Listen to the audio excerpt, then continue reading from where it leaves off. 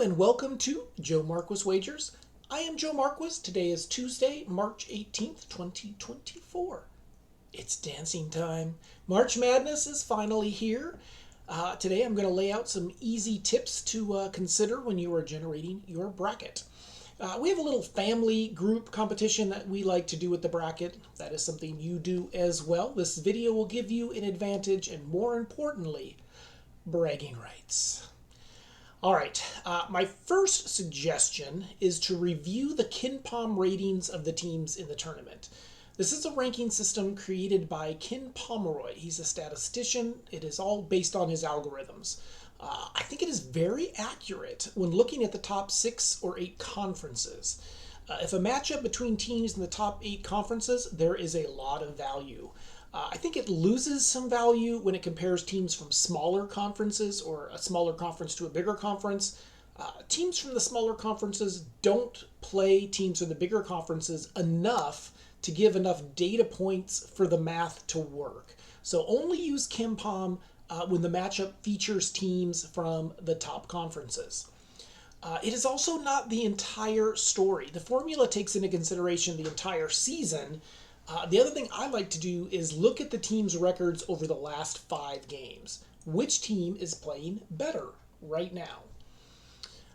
The other thing you need to take into consideration is the point value of the bracket challenge. A first round game is worth 10 points, second round is worth 20, third round is worth 40, and it doubles each round from there.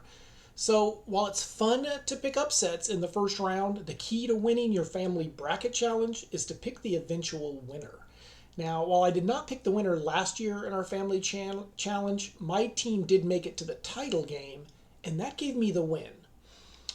And, of course, bragging rights. Going back to KenPom for a minute, over the last 20 years, almost every team that has won the tournament has a combined KenPom offensive rating combined with their KenPom defensive rating that is under 50. Let me give you an example. Duke. Duke is rated 7th on offense and 26th on defense. That's a combined score of 33, and it is under 50. There are only 10 teams in the field who meet this requirement this year. UConn has a combined score of 12, Auburn 14, North Carolina 30, Arizona 20, Houston 19, Duke 33, Marquette 40, Purdue 25, Creighton 36, and Tennessee 32. So those are the top 10 teams that we think have a chance of winning the whole thing. There are 2 other teams that are close. Gonzaga is at 55 and Iowa State is at 56. So I'm not sure I would rule those 2 teams out either. So if there's a team you really like from this list, start there on your bracket and work them all the way to the final. A couple of other quick notes. On average, a 12 seed beats a 5 seed every year.